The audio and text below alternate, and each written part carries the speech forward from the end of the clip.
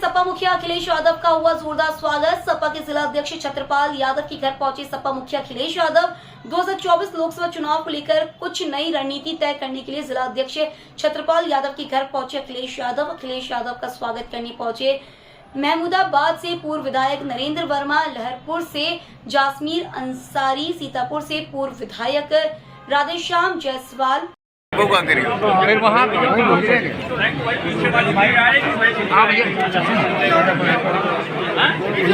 कि हमने अब तक 20 लाख से ज्यादा जो वीडियो का डेटा है हमने डिलीट किया है। गूगल ने अपना डेटा भारत सरकार को बताया कि जो गाइडलाइन के हिसाब से नहीं था। वो ठीक बात है, वो एक अलग विषय है। समय आने पर आर्टिफिशियल इंटेलिजेंस, जिन पे पैसे संसाधन हैं, जो टेक्नोलॉजी को इस्तेमाल कर सकते हैं, वो अच्छाई और बुराई दोनों के लिए इस्तेमाल करेंगे। सोशल मीडिया एक्टिविस्ट का कहना यह है कि जो चीजें क्रिटिसिज्म हो रहा है उसको खाली शैडो बैन किया जा रहा है। तो क्या लगता है गवर्नमेंट अब इसको भी एज ए टूल यूज कर रही है? इस पे सभी दलों को सोचना पड़ेगा और टेक्नोलॉजी कहाँ तक, किस सीमा तक हम लोगों को कंट्रोल कर रही है, ये कोई टेक्निकल व्यक्ति हमें जानकारी दे सकता है। अगर टेक्नोलॉजी इसलिए यूज हो रही है कि मेरी बात को नहीं पहुंचाया जा सकता दूसरे तक, या हमारे कोई खिलाफ लिख रहा है उस पर हम रोक सकेंगे, तो फिर टेक्नोलॉजी इसका मतलब भेदभाव कर रही है। जिस तरीके से हम पैसा दे करके ऐड देते हैं, तो कहीं ना कहीं इस तरह का होगा कि मुनाफा किसी को दे करके हम पाबंदियां लगवा रहे हों, तो फ्री एंड फेयर प्लेटफॉर्म थोड़ी रहा। हम अपने विचार अगर देना चाहें, हमारे विचार निष्पक्ष हों, उस पर भी अगर पाबंदी लग जाएगी तो वो प्लेटफॉर्म कॉमन प्लेटफॉर्म नहीं होना सबके लिए। सर 24 में क्या स्टैंड है? 24 में समाजवादी पार्टी बीजेपी का मुकाबला कर रही है और बीजेपी को हराएंगे। ये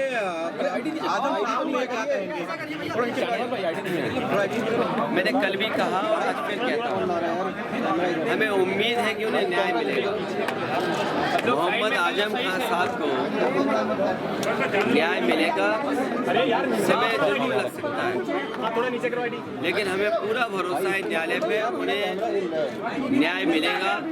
लेकिन सबसे बड़ा सवाल ये है कि उनके खिलाफ साजिश कौन कर रहा है?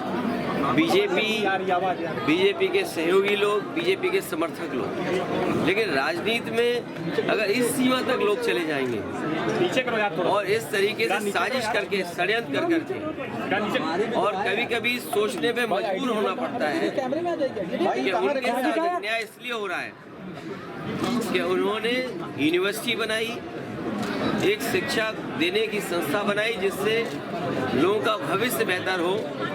और कभी कभी सोचने में जब बहुत चीज़ों को सोचते हैं, समझते हैं, तो ये भी लगता है कि मोहम्मद आजम खान साहब मुस्लिम हैं, इसलिए उनके साथ ज़्यादा अन्याय हो रहा है। अखिलेश जी, मध्य प्रदेश में आपने लिस्ट जारी कर दी है और कांग्रेस कह रही है कि कोई जमीन ही नहीं है। देखिए, कौन कांग्रेस या कोई दल क्या कह रहा है, इंडिया गठबंधन, हम ही कंफ्यूज हो गए होंगे। इसका मतलब अगर हम उन मीटिंगों में बैठे हैं तो हम ही कंफ्यूज रहे होंगे।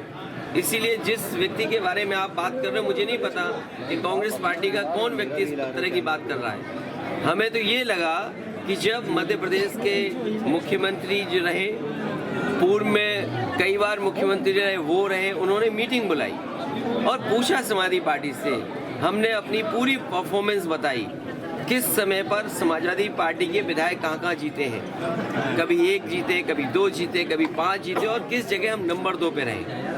पूरी चर्चा हुई और रात भर 1 बजे तक समाजवादी पार्टी के नेताओं को जगाया उन्होंने और बातचीत की, पूरे आंकड़े देखे और आश्वासन दिया कि हम 6 सीटों पर विचार करेंगे। लेकिन जब रिजल्ट आया, घोषित की गई सीटें, तो समाजवादी पार्टी शून्य रही।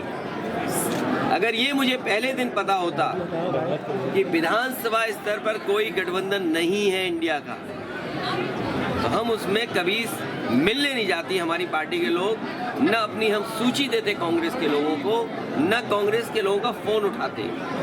लेकिन अगर उन्होंने ये बात कही है कि गठबंधन नहीं है, तो हम स्वीकार करते हैं गठबंधन नहीं है। और गठबंधन अगर केवल उत्तर प्रदेश में केंद्र के लिए होगा तो उस समय विचार किया जाएगा, और जैसा व्यवहार होगा समाजवादी पार्टी के साथ, वैसा ही व्यवहार उनको देखने को मिलेगा यहाँ पर। सर उन्होंने कहा कि हमने घोसी में समर्थन किया और ऐसा रहा तो किस नेता के बारे में बात कर रहे हो आप? ये कांग्रेस के कौन नेता है? उनके प्रदेश अध्यक्ष कह रहे हैं। देखिए, प्रदेश अध्यक्ष की कोई हैसियत नहीं है, न वो पटना की मीटिंग में थे, न वो जाकर के मुंबई की मीटिंग में थे।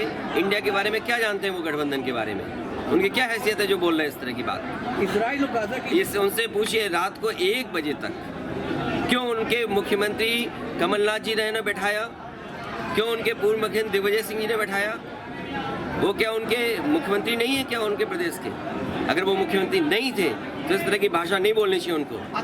सर तो क्या इसके बाद और इसका मतलब ये हुआ कि आप दूसरे दलों को बेवकूफ बना रहे हैं आप बैठा करके। सर तो इससे क्या मतलब निकाला जाए?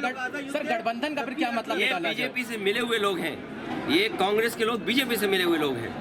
सर तो आगे की अभी क्या रणनीति? ये जो बीजेपी से मिले हुए, देखिए अगर मुझे पता होता जी कि गठबंधन प्रदेश स्तर पे नहीं है तो मैं समाजवादी पार्टी के नेताओं को दिग्विजय सिंह जी के पास नहीं भेजता।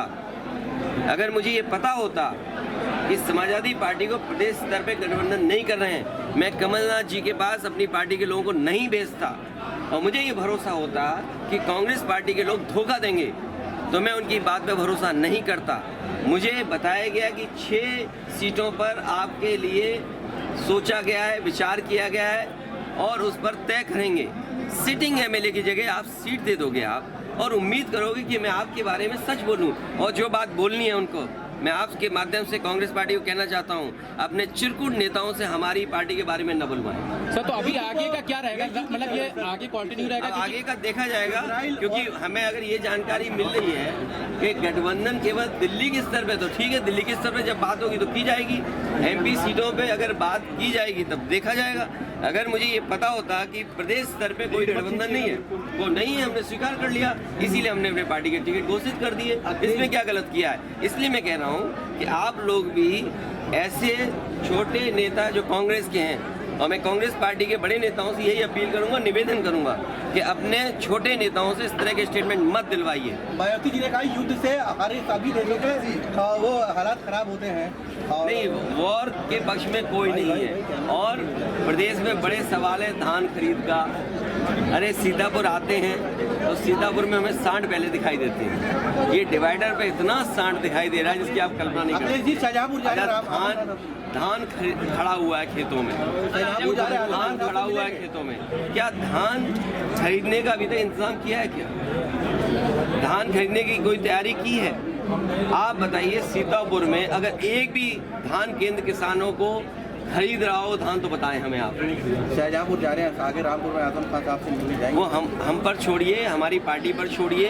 अब ये बातें क्यों पूछते हो कौन किससे मिला? उनसे हमारा संपर्क है, लगातार बातचीत हुई है। वो हमारी पार्टी और हमारा परिवार है, हमें फैसला लेने दो क्या करना। इसमें राजनीति मत ढूंढिए, इसमें भी बीजेपी के आप एजेंट मत बनिए। सर 16 तारीख को आप देवरिया गए थे, देवरिया मामले पे वहाँ पत्रकारों को पीटा गया, उसके बारे में आप क्या कह रहे हैं? हमें दुख है कि बीजेपी के लोग सबको पीट रहे हैं। सर बहुत बुरी तरीके से दौड़ा के मारा गया। दुख है इस बात का कि बीजेपी अगर पत्रकार सही लिख दें, अगर पत्रकार सही लिख दें तो पत्रकारों के खिलाफ भी जांच हो जाएगी, कार्रवाई हो जाएगी। और आप में ऐसे बहुत सारे ऐसे साथी हैं जो इस चीज को फेस कर चुके हैं। सर शिविर की शुरुआत हो रही है, सच्चाई दिखाना चाहते हैं, उन्हें पुलिस कहती है कि हाँ, यही मैं कह रहा हूँ कि अब तो यूट्यूब पर भी पाबंदी लगा देंगे, इसलिए यूट्यूबर्स भी बड़े सावधान यूट्यूब रहना। ने कहा है कि हमने अब तक 20 लाख से ज्यादा जो वीडियो का डेटा है हमने डिलीट किया है।